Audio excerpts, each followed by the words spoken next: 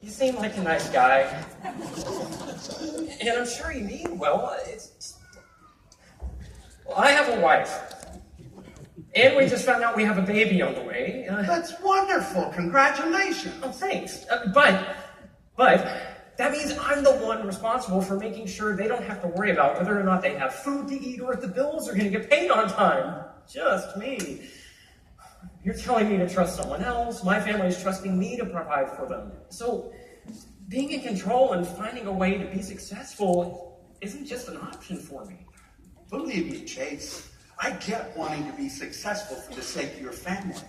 I've actually been in those shoes, had the same goal in life, to see my name, Gilbert McIntosh, right up there in lights. But what I found out is the cost of chasing the dream can sometimes be a lot more than the amount of sweat and sleep you lose. Wait a second. Did you just say your name is Gilbert McIntosh? I thought you looked familiar. You're the Gilbert McIntosh. I don't know about the Gilbert McIntosh. I grew up loving your shows. You produced some of my favorites. Singing in the Plane. The Sound of Museums. The Thing and I. My Hair Lady. You had the Midas touch. Every show you produced was gold. But by the time I made my break in the business, I didn't see your name anywhere anymore. It was like you just dropped off the radar into this Bermuda Triangle, apparently. What happened to you?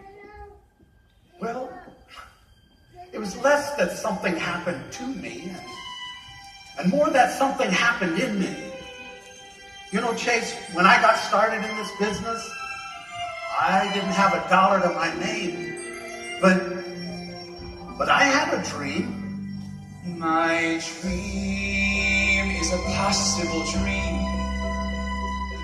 If I will be willing to show the drive and relentless endurance to climb to my stars glow. This is my quest to soar to the stars. No matter the battle, no matter the scars, I'll get to the top, find a way to succeed. I am willing to fight for the life I am destined to lead.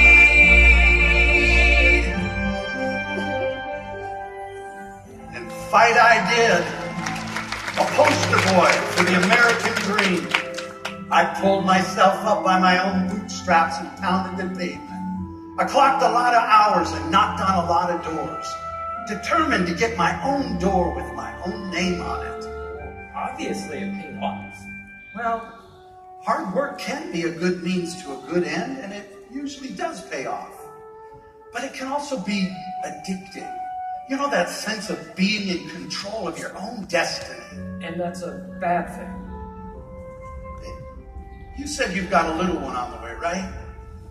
Let me tell you, Chase, nothing will challenge your sense of control quite like a baby.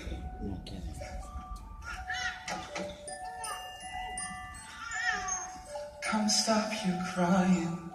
It's okay. Shh, hush now. Your daddy's here, made it home somehow. All through the day I have thought about you. Okay, I'll hold you. Don't you cry. You should be smaller. You've grown so fast. Why can't these moments ever seem to last? Gotta get through this one tough season. We'll get there soon. Don't you cry, 'cause you are in my heart. My little guiding star, leading me home now and forevermore.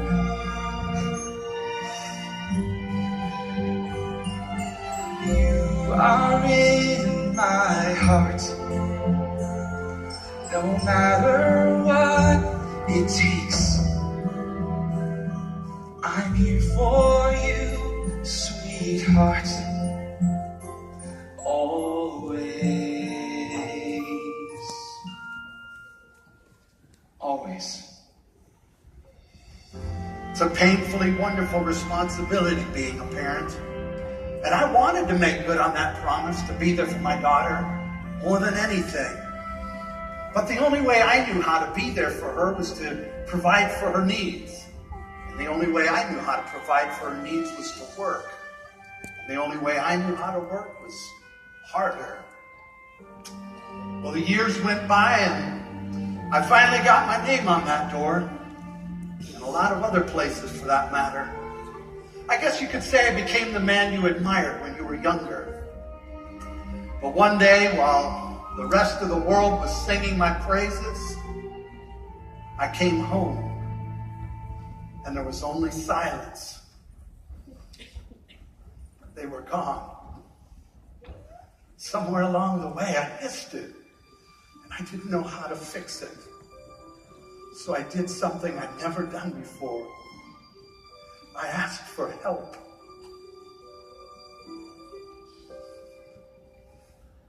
God above,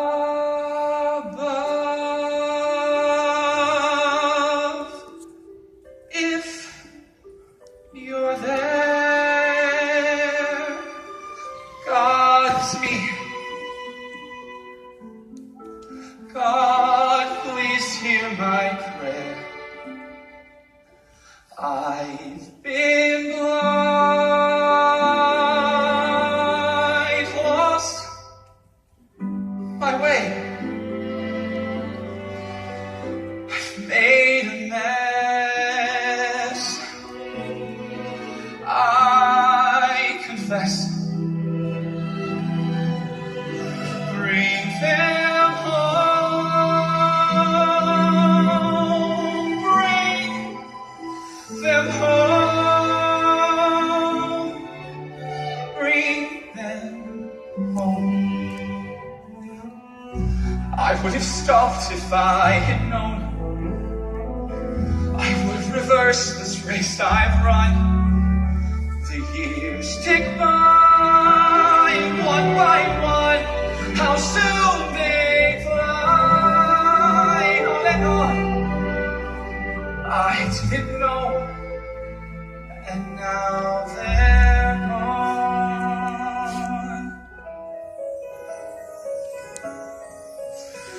God, please take my life in your hands.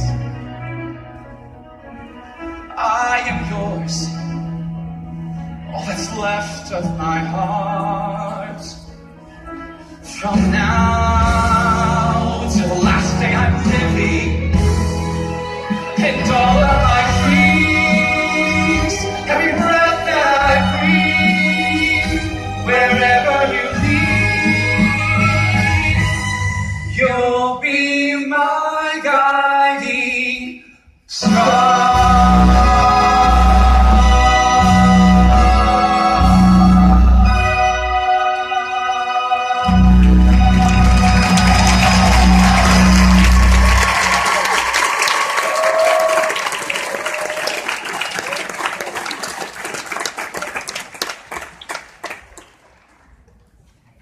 So what happened? Did you ever get your family back? Eventually, yes. God helped me work things out with my family. But I needed him to work some things out with me first. That chapter of my story where my future seemed to look brightest was actually the darkest season of my life. As I walked alone under the stars that night, pleading for help from a God that I knew about but didn't really know, that's when I stumbled into my own truthical experience right here in the theater of life. And you just stayed here? In a manner of speaking, I walked in here a broken man, but sometimes tears clear the eyes to see things in a completely new way. As I watched my own thoughts and beliefs played out on the stage in front of me, certain things began to come into focus. Like what? Like how much I'd been motivated by fear. Fear. Absolutely. Fear of failure, fear of what other people thought of me, fear of disappointing my wife, not being able to protect my family or provide for them, fear of never becoming as successful as my father was. You know, the fear factor thing, I guess I get that. If I'm being totally honest, I am scared to death about this whole parenting thing. You and every parent who ever lived. Oh, really? Absolutely. I'm sure even Jesus' parents had their own share of fear to deal with, and he was literally the perfect kid. I don't know. I mean, maybe I don't remember the stories very well, but weren't there like angels involved telling them everything was going to be great? Yes, that's true, but it still takes trust to hang on to a promise when reality plays out differently than you thought it would. Put yourself in the sandals of Mary and Joseph. I mean, could you imagine the burden of knowing that your unborn child is going to be the savior of the world? That he's come down from the world above to the world below, and you are responsible for making sure he stays alive. And after you carry that weight for 9 months, now that the moment of your son's birth is at hand, you're stuck in a strange new town far from home without the support of family and friends. And it's a holiday weekend, so all the hotels are booked up. And your wife, she's in full-on labor. Okay, well, wait, time out. I'm totally tracking with you, but I feel like this version of the story has been covered pretty thoroughly. Listen, if box office numbers are any indication, the best way to get people to buy into an old story is to present it in a fresh context, like hip-hop history. Well, I think this has worked pretty well the way it is for the last couple thousand years. Maybe some things don't need to be messed with. Hey, my show, my rules, right? Isn't that what you said? Not exactly. Oh, trust me, this is gonna be epic. Now, you said he came from the world above to the world below, right? Kind of a fish out of water story?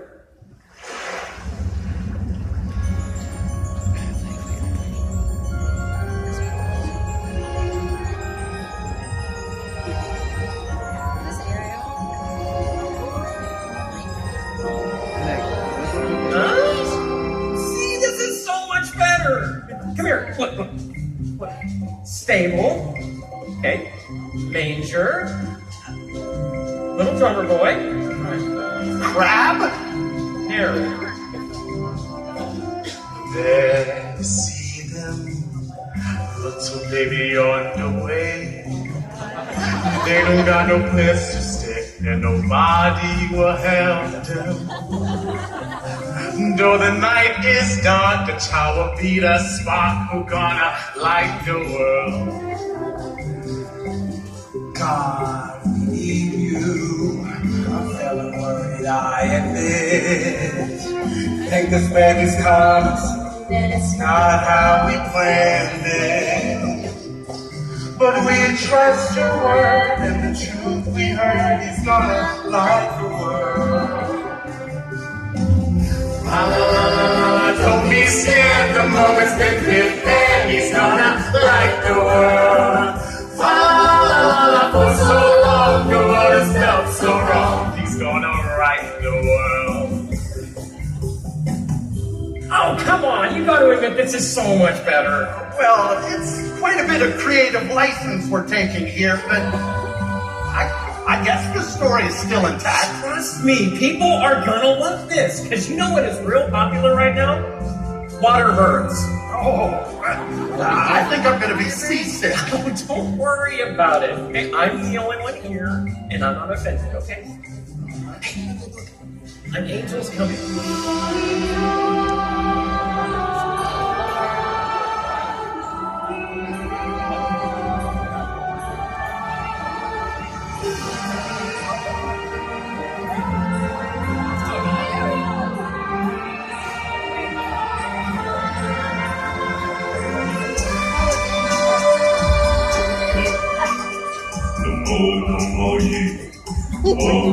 my faithful, oh come all ye. Oh come my faithful, oh come all ye. Oh come my faithful, oh come all ye.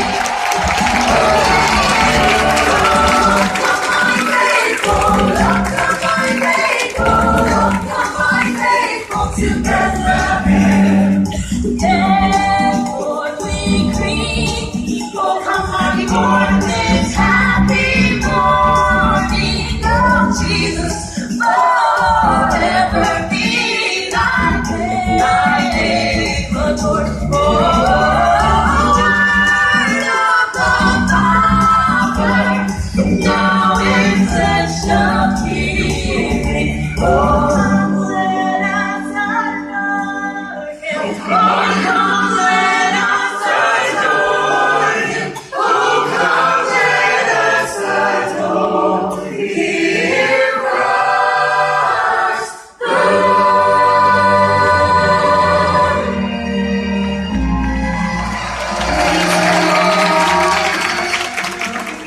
Listen my questions and cherish your answers. How can the heart of God beat inside my son? My heart's undone, bursting with love, holding this perfect gift from above. Smiling at me, right asking me, my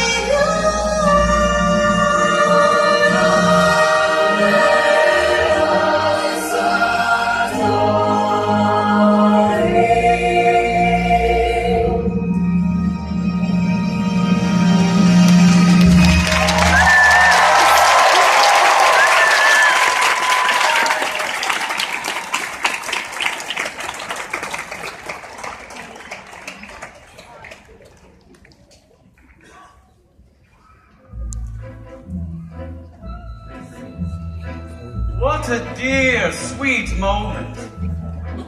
All of them filled with such hope for the brightest of futures. It's unfortunate the angel didn't tell them how this little story would play out. Poor souls. I admit that no one likes a party pooper.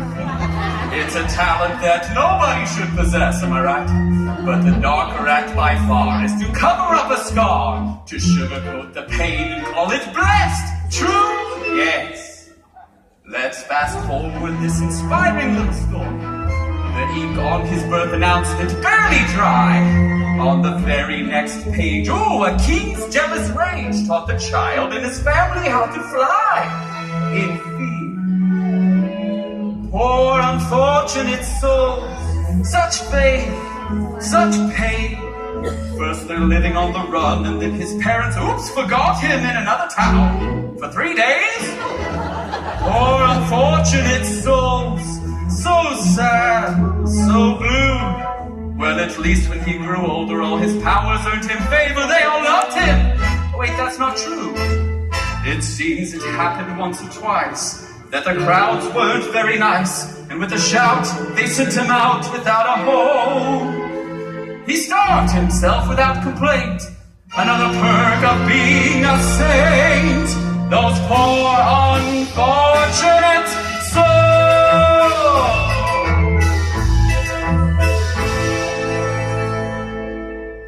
The piercing conclusion, a scene of exclusion and shame. The end of the story, the promise of glory, not quite what they claim. Now see.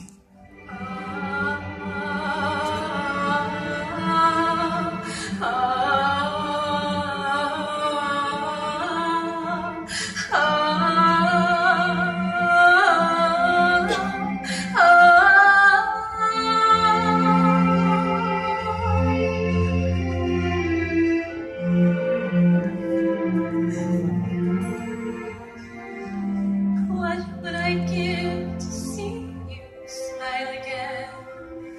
To feel your heart of love beat inside you, to hear your voice calm the storm inside of me.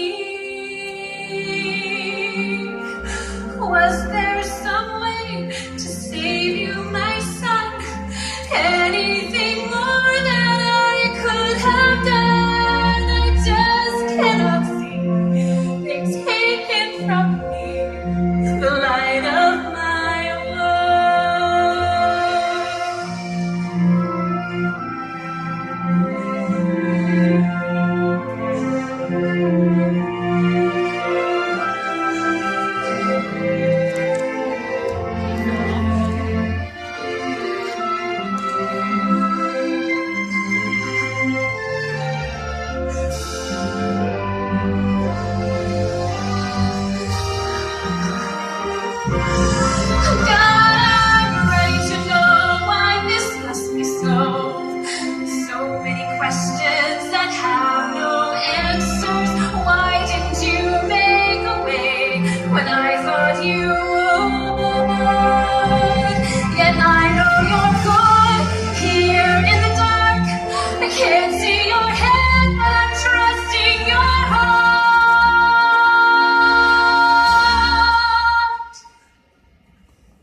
Now promise to me your son will be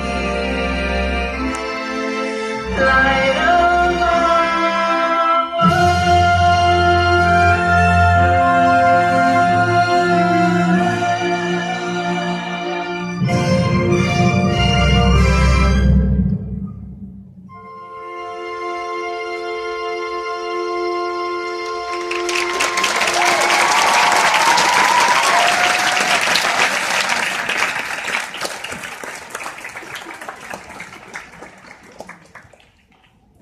I don't get it.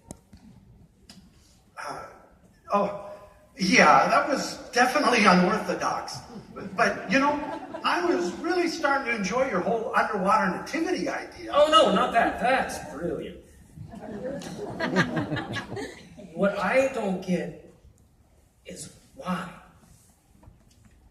If God is in control of the whole universe and has the power to make that story play out any way he wants to, and if Jesus is his son, then why let him suffer and die like that?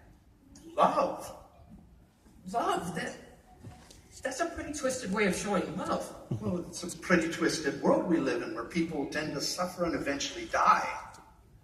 Well, that's uplifting. But God didn't mean for it to be that way, though. But because he loves us, he gave us a free will. The freedom to choose whether we would reject him or love him in return. And our choices have consequences, which often messes things up pretty badly. And that's why God sent Jesus to our world. He gave his only son, the most valuable gift he could give, so that we could forever have abundant life. A life of meaning and hope in the midst of all the pain in the world.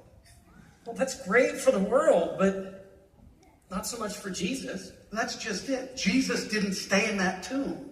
He defeated death and came back from the grave to prove he has the power over life. And whoever chooses to believe that Jesus is who he said he was, God's son come down from heaven to the world below, could receive his gift of abundant life right here and now. That is the why behind all of it. From Christmas to the crucifixion, it's because God loves us and didn't want to leave us in our mess. I guess that's one way to look at that story. You don't see it that way? I wish I could. But for the life of me, all I can see is a son being abandoned by his father when he needed him most. You said earlier that you were afraid that you wouldn't become like the successful man your father was. You want to know what I'm afraid of? That I will become like mine. I'm sure he'd tell you he did the best he could with the hand he was dealt. But my father spent his life chasing after the wind, after that next big idea for his big break, and always coming up short. Meanwhile, my mom worked so hard to make sure my younger siblings and I had everything we needed, but she could never give us the one thing we really wanted. And one day, my father chased the wind right out the door and never came back. Sometimes I'd wake up late at night when everybody else was sleeping. Coming from my mother's room, I'd hear the bitter sound of weeping. I'd kneel beside her bed and make a vow inside my head.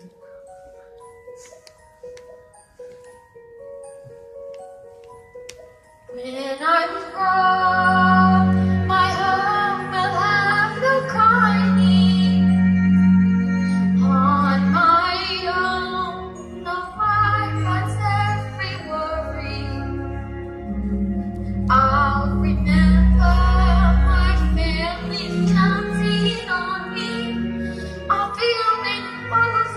they depend upon me. From that day, that promise in my mind, I've repeated to myself 1,000 times. Come what may, my life will be defined by the price that I paid for us. I wanted abundant life worth living, but I have learned that life is unforgiving. Inside me, this fire must go on burning. If I'm to find my happiness, I'll make it on my own. Never give up the fight. Turn your will into stone. This is all I have lived for. This is all I have known.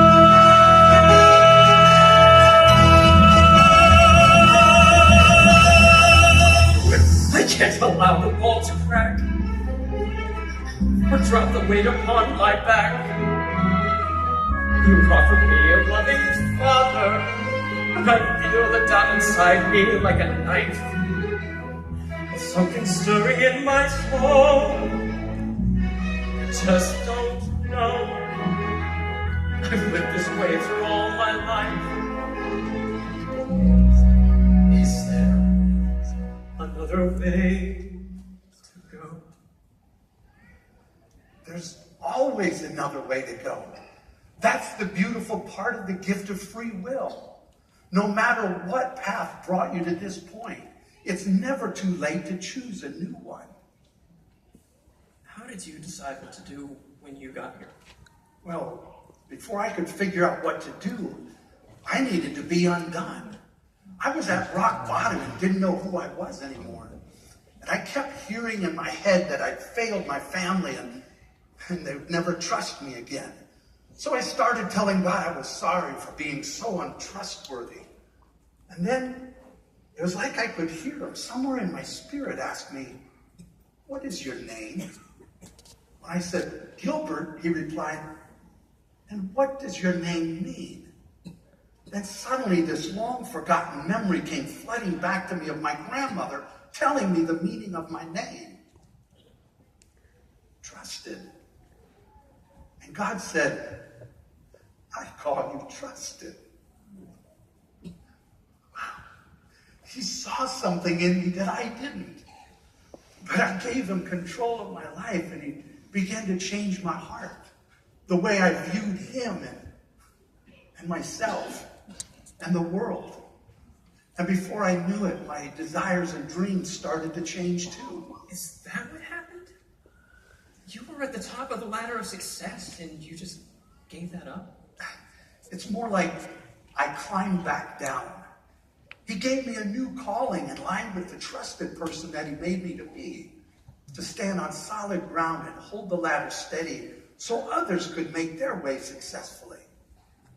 Chase, I'm so sorry about what happened with your dad, but I think you need to know God the Father is not like your father. He's a good father. He didn't abandon Jesus or any of his children. In fact, one of my favorite names for Jesus in the Bible is Emmanuel. Emmanuel? What does that mean?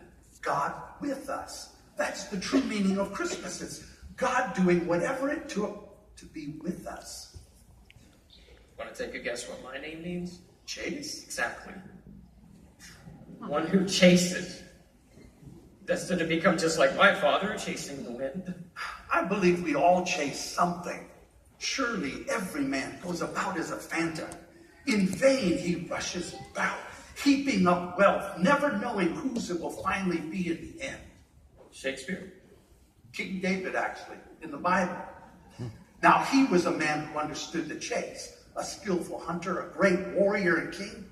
He was even a famous musician and poet. He lived his life with passion, and occasionally chased the wrong things. But you know what God called him? A man after my own heart. There's nothing wrong with going after things, Chase. It just matters what you're going after. But how can you be sure he's there when you can't see him? Once you know him, you start to see his hand everywhere.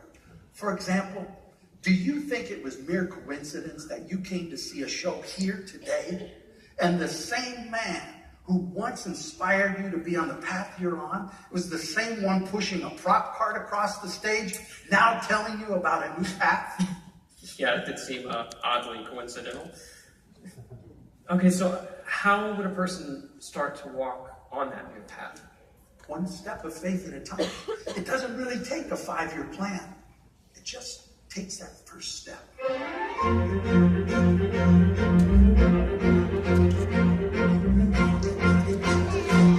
You're standing before an open door, wondering if this life could be yours, and sure of the adventure that awaits.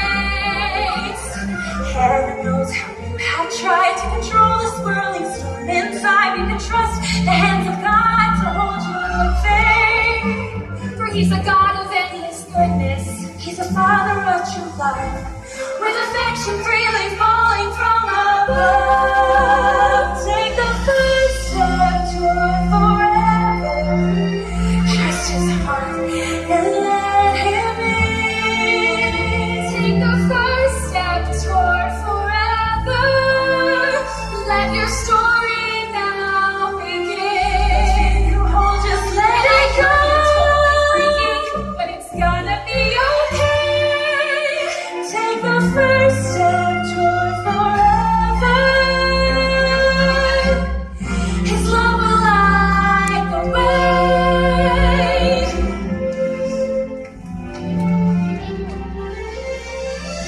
All those days walking in shadows, all those years wandering alone. But standing here, it's growing.